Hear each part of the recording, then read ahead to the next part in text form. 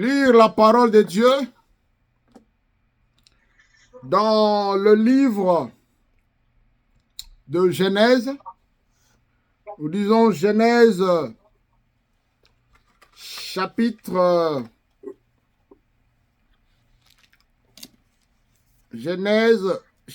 6, du 8e au 14e. Et puis nous allons prendre le 7e chapitre où nous allons lire le premier verset. Nous lisons.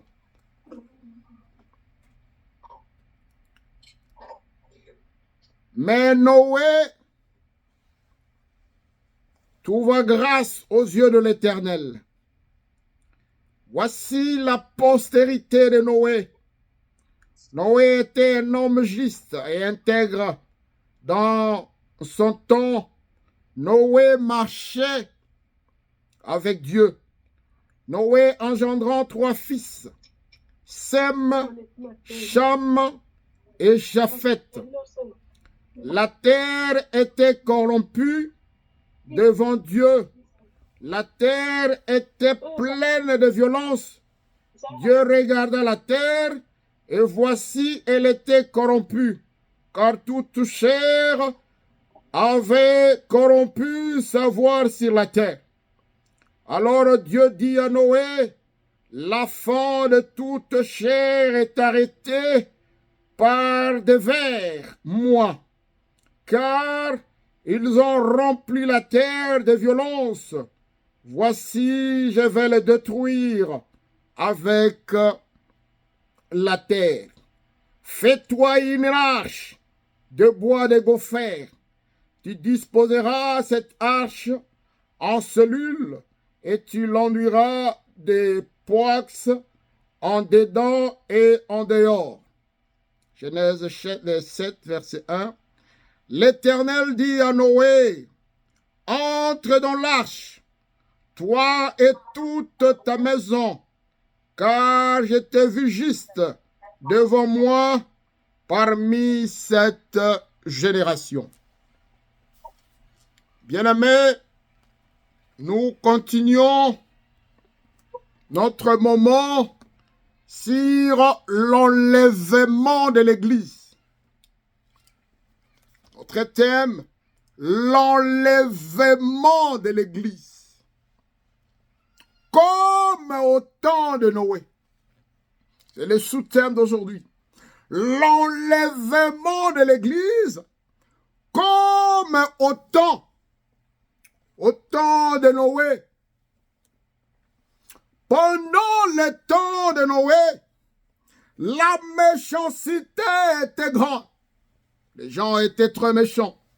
Quand vous lisez Genèse chapitre 6, verset 5, toutes les pensées des humains, toutes les pensées de leur cœur se portaient chaque jour uniquement vers le mal.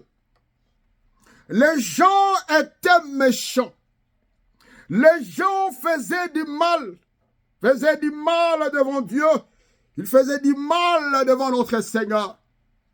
L'Éternel s'est même révolté. L'Éternel a dit, mais finalement, qu'est-ce que moi j'ai fait? Il s'est reproché d'avoir créé l'homme. Et il va prendre une décision. Quand vous lisez Genèse chapitre 6, verset 3, il dit que l'homme ne pourra plus vivre pendant longtemps. Il lui a donné seulement 120 ans. Que l'homme ne pourra vivre que pour 120 ans.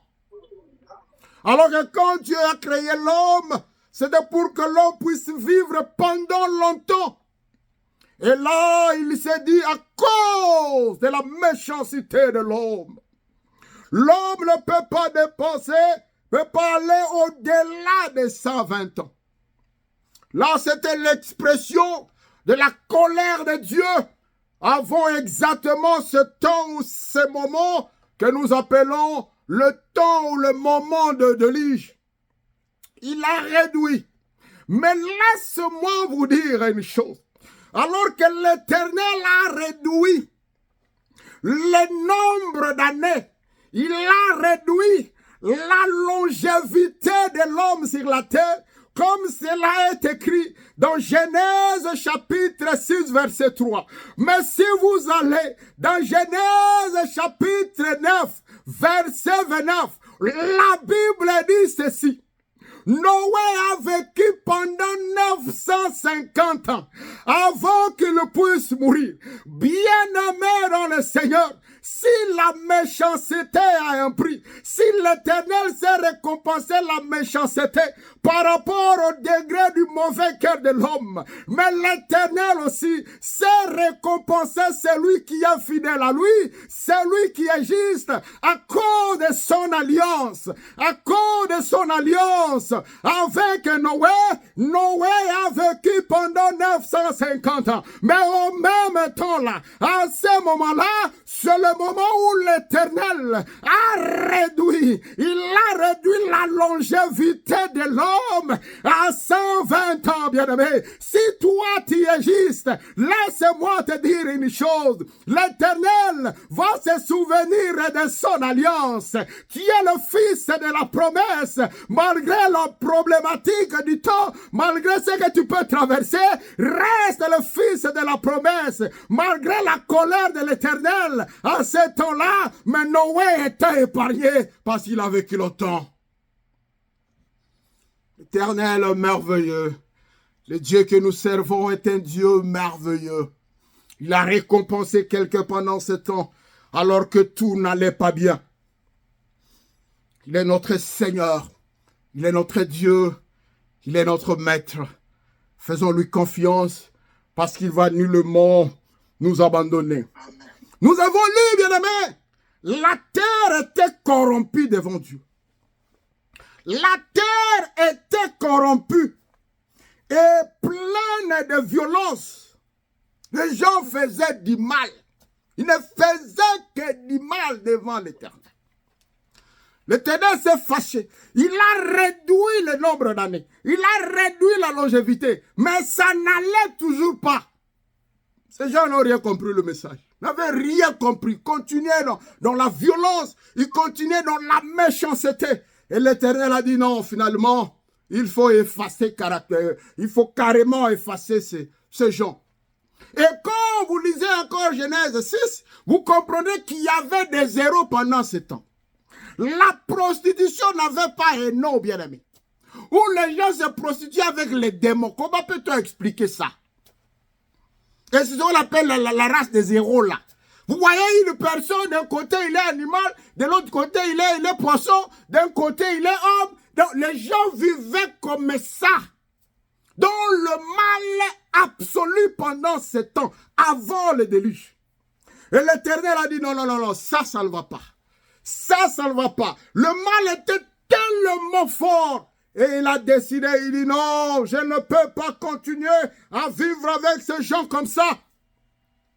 Il faut les faire périr tous. Il faut les faire périr. Mais pendant ce temps, bien-aimé, qu'il a pris la décision, la Bible dit ceci, Noé trouva grâce aux yeux de l'Éternel. Pendant ce temps, il y avait un juste.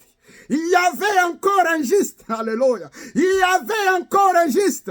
Quand tout le monde était dans la méchanceté, mais il y avait encore un juste. Et pendant ce temps-là, le juste c'était Noé. Le juste c'était Noé.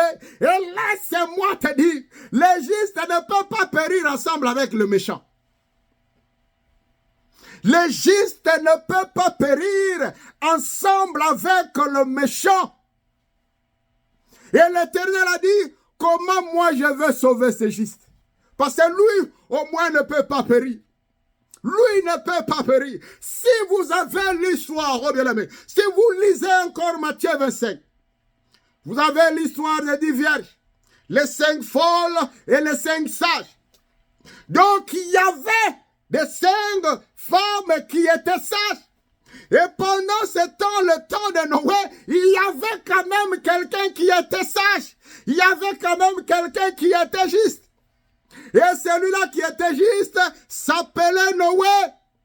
il était juste, il respectait la parole de Dieu, il marchait selon la parole, selon le prescrit de la loi, selon le prescrit de la parole de son Seigneur, de son Créateur. Mais l'Éternel maintenant se dit, est-ce que je dois faire périr tout le monde?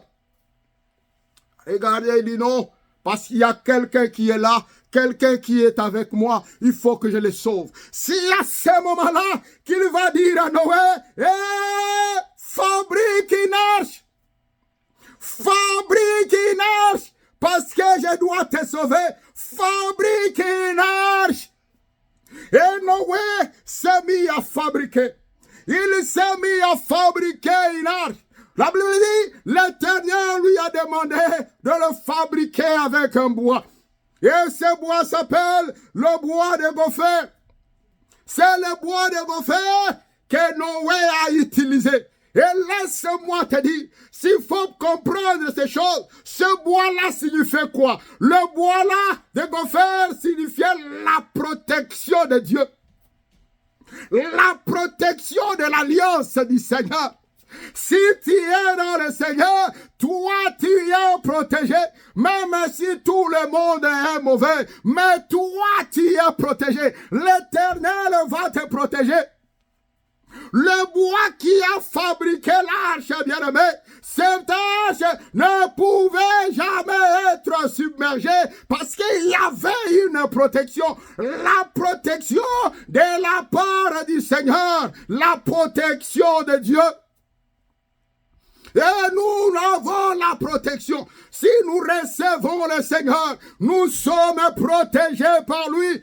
Le juste sera protégé par son Seigneur, par son Dieu, comme à l'époque de Noé. Les gophers, ce bois que Noé a fabriqué l'arche, signifiait aussi la durabilité. La durabilité, bien-aimé, si tu donnes ta vie au Seigneur Jésus-Christ, l'alliance qui se crée, c'est l'alliance éternelle. L'alliance qui se crée, c'est l'alliance pour toujours. Tu as reçu le salut c'est pour toujours. À moins que toi-même tu te dises que maintenant je dois abandonner. Sinon, l'alliance c'est pour toujours. Et Noé s'est mis à construire l'arche. Et la Bible dit, Noé a construit l'arche pendant 100 ans. Pendant 100 ans, Noé faisait que construire l'arche. Pendant 100 ans, Noé prêchait la parole du Seigneur. Pendant 100 ans, Noé appelait les gens. Venez, construisons, venez. Les gens devant nous, venez à moi, rejoignez-nous. Les gens ne voulaient pas. Les gens refusaient. Les gens ne voulaient pas écouter. Les gens ne voulaient pas comprendre. Ils ont refusé. Ils ont refusé. Ils ont saboté la voix de Noé. Ils ont dit, mais qu'est-ce qu'il est en train de faire? Il n'y a pas l'eau. Il n'y a pas la rivière, il n'y a pas l'océan, il n'y a pas le fleuve. Mais c'est pourquoi il est devenu fou ou comment? Le monde ne comprendra jamais, bien-aimé, ce que tu vois aujourd'hui. Ce n'est pas pour rien que tu es connecté, parce que tu as vu quelque chose que le monde ne voit pas. Le monde ne comprend toujours pas les choses. Noé a crié, les gens ne voulaient pas, alors qu'il criait. Tout simplement parce que le déluge était devant. Il voulait que les gens montent dans l'arche. Il voulait que les gens montent dans l'arche. Mais le monde refusait. Parce que cette prédication était aussi folle devant eux. Ils ne pouvaient pas comprendre. Mais ils ne savaient pas que à la fin de l'arche, la bien-aimée, à notre temps, ce que nous attendons devant nous, c'est le jour de l'enlèvement. Si à l'époque, Noé a été sauvé parce qu'il était monté sur l'arche, à notre époque, nous serons sauvés. Le jour de l'enlèvement, nous quitterons le monde. Si Noé était parti après la fabrication de l'arche, nous quitterons le monde. Le juste quittera le monde. C'est lui qui a donné sa vie au Seigneur. Il y quittera ce monde le jour de l'enlèvement de l'Église. Le jour de l'enlèvement de l'Église, où nous quitterons le monde. Les gens ne voulaient pas écouter. Ils ne voulaient pas écouter la prédication. La prédication de Noé. Les gens de ce temps, le temps que nous sommes, ils ne veulent pas écouter la bonne prédication. Il y a des gens qui des fois disent, ah, nous sommes assez de prédication, de condamnation, d'abandonner le péché, de ceci, de cela. Nous voulons d'autres prédications. Écoutons ce que la parole de Dieu nous dit dans 2 Timothée chapitre 4, verset 3. Car il viendra un temps où les hommes ne supporteront pas la saine doctrine, mais ayant la démangeaison d'entendre les choses agréables, ils se donneront à une foule de docteurs selon leur propre désir. Les gens voudront écouter la démangeaison, les choses agréables à l'oreille.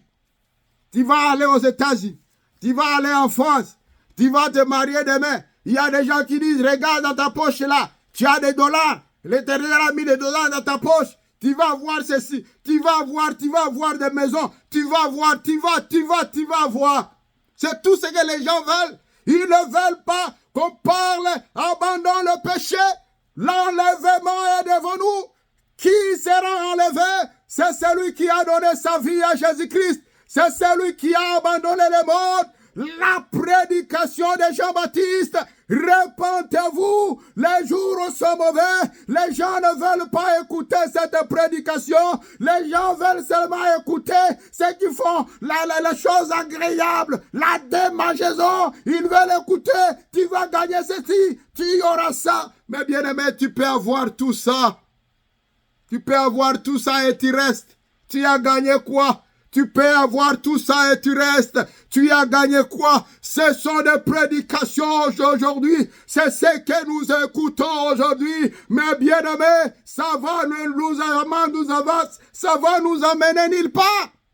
Ce qui va nous amener au ciel, bien aimé, c'est la repentance pour celui qui a donné sa vie au Seigneur Jésus-Christ. Partout où tu es, sache que si à l'époque, c'était l'arche qui a été construite, c'était l'arche qui a sauvé la vie à une personne autour de lui, il y en avait 7. Il a prêché pendant 100 ans. Et il n'a eu que 8 personnes. 8 personnes. Qui étaient ces gens? Noé, sa femme, ses 3 fils et les femmes des fils. C'est-à-dire 8 personnes pendant 100 ans. Aujourd'hui, les gens sont là, ils attendent parler des pasteurs populaires. Ah, lui là, il est populaire. Ah, il est ceci. Bien-aimés, ne suivez pas ces choses. Ne suivez pas ces choses des pasteurs populaires qui amènent tellement le message que les gens veulent écouter, le message que les gens veulent entendre. Vous entendez ça et vous êtes perdus. Parce que la vraie parole, c'est la repentance. Repentez-vous, soyez prêts pour le jour de l'enlèvement qui est devant nous.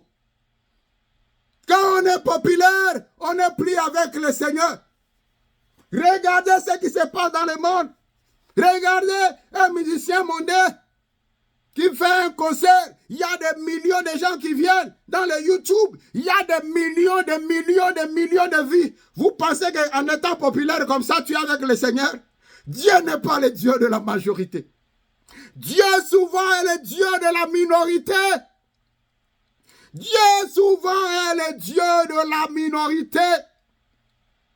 Méfiez-vous de ces gens qui amènent, qui détournent la parole, qui détournent l'évangile. L'évangile a perdu son sens parce que les gens veulent écouter des bonnes choses. Je vais avoir ceci, je vais avoir cela, et ils n'ont pas le temps de revenir au Seigneur, le temps d'abandonner le monde, le temps d'abandonner l'idolâtrie. Ils sont dans l'idolâtrie, ils sont dans les mauvaises choses, mais ils veulent écouter seulement les bonnes paroles. Ce sont les paroles de la perdition. Il y a un événement qui est devant nous, bien-aimés. Enlèvement de l'Église. Soyons-en prêts. Le monde d'aujourd'hui, bien-aimés, nous allons lire dans 2 Timothée chapitre 3. 2 Timothée chapitre 3 du 1er au 5e.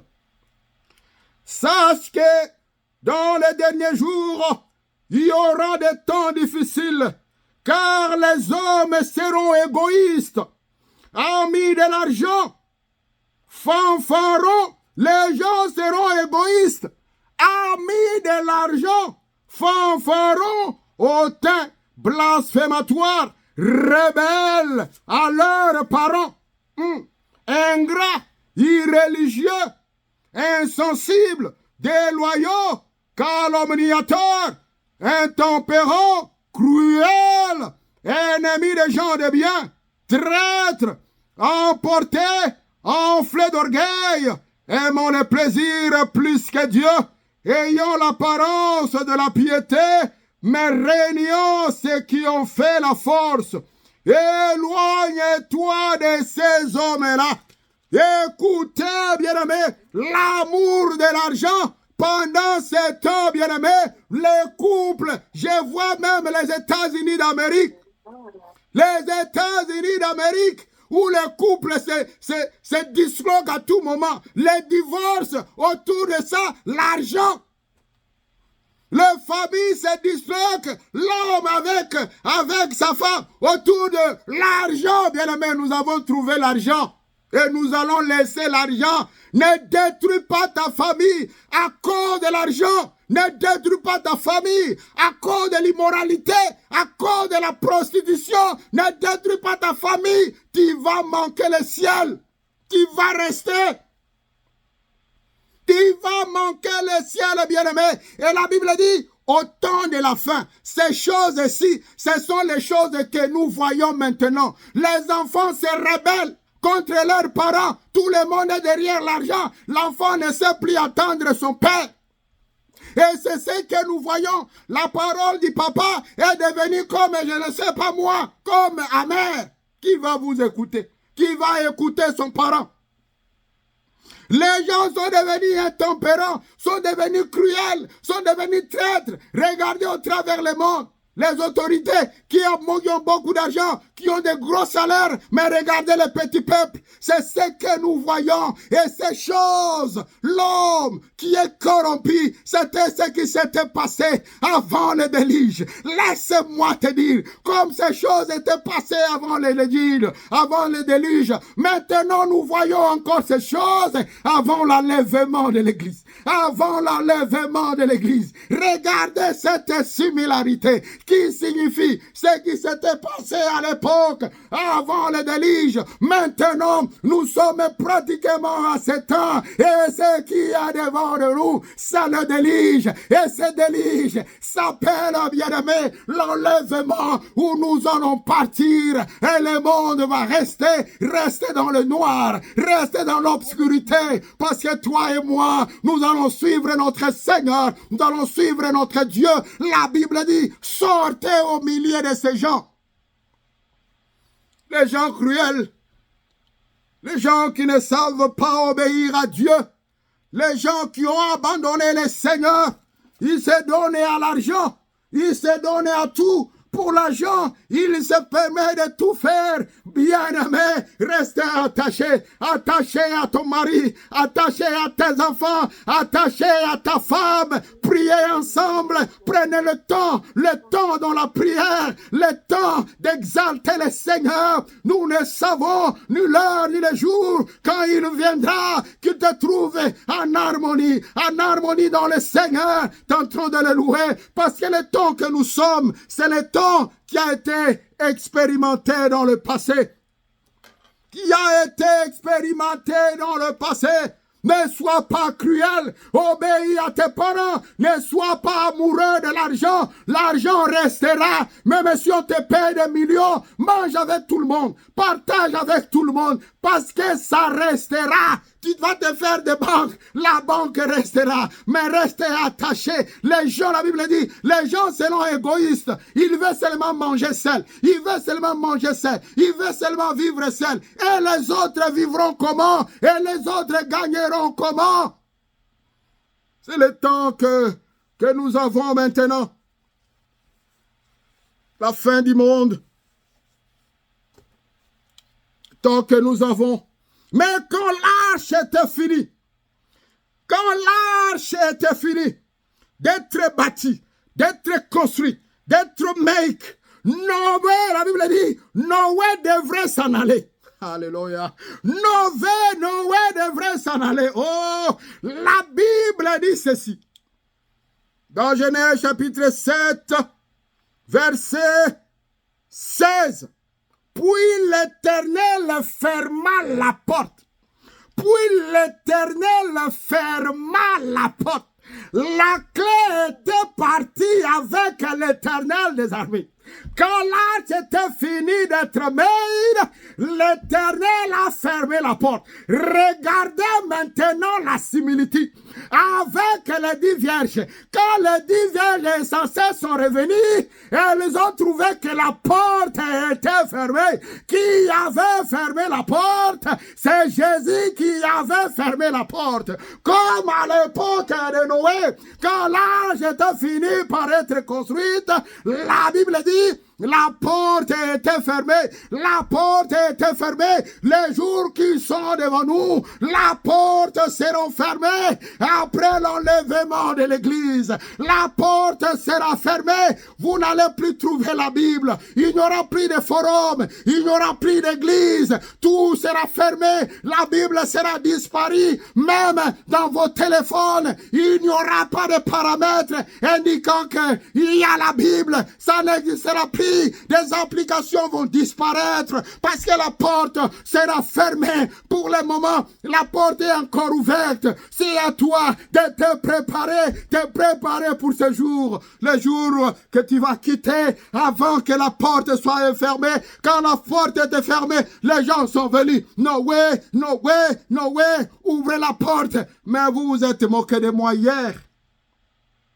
Aujourd'hui, vous venez encore, Noé, ouvre la porte, mais vous êtes moqués. Les gens qui s'étaient moqués, ils sont revenus pour demander à Noé, ouvre la porte. Ça ne pouvait plus être possible. Ça ne pouvait plus être possible parce que la porte était fermée.